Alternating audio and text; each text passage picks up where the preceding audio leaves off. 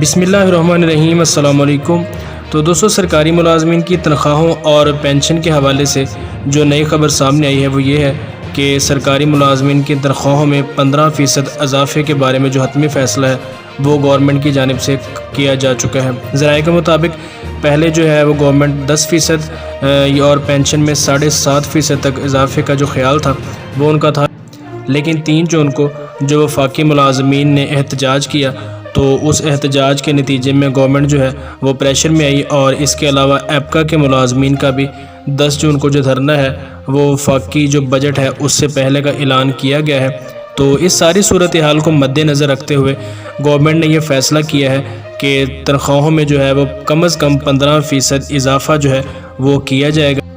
اور اس کے علاوہ جو سابقہ ایڈ ہاک ریلیف ہیں جن میں 2016، 17، 18 اور 19 کے جو ایڈ ہاک ریلیف ابھی تک ضم نہیں کیے گئے، ان کے حوالے سے بھی گورنمنٹ سنجیدگی سے سوچ رہی ہے۔ خیال یہ کیا جا رہا ہے کہ کم از کم جو ہے وہ 18 اور 19 کے جو ریلیف فنڈ ہیں وہ شامل کیے جائیں گے بیسک پے میں، لیکن جو رحمان باجوہ صاحب ہیں اور وفاقی ملازمین نے جو دھرنا دیا تھا انہوں نے کہا ہے کہ ہمارے ساتھ وعدہ یہ کیا گیا تھا کہ یہ جو 25% ڈسپیرٹی الاؤنس یہ بھی اور سابقہ جو چاروں ایڈ ہاک ریلیف ہیں وہ بھی تنخواہوں میں ضم کیے جائیں گے۔ اب پروٹیسٹ اسی حوالے سے جاری ہے، اور رحمان باجوہ اور ایپکا کے جو دوسرے ملازمین ہیں ان کا بھی یہی کہنا ہے کہ ہم احتجاج جاری رکھیں گے، اور جو وعدے گورنمنٹ نے ہمارے ساتھ کیے تھے ان کو وہ پورا کریں، اور 25% جو ڈسپیرٹی الاؤنس اور سابقہ چاروں ایڈ ہاک ریلیف ہیں انہیں بھی بیسک پے میں تنخواہوں میں ضم کر کے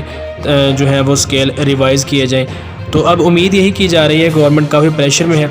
اور گورنمنٹ کو اس بات کا علم ہے کہ اگر ہم یہ کام نہیں کرتے جو ملازمین کی طرف سے احتجاج ہے وہ بڑھتا چلا جائے گا، اور امید یہی کی جا رہی ہے کہ کم از کم جو ہے وہ 4 ایڈ ہاک ریلیف ضرور ضم کریں گے،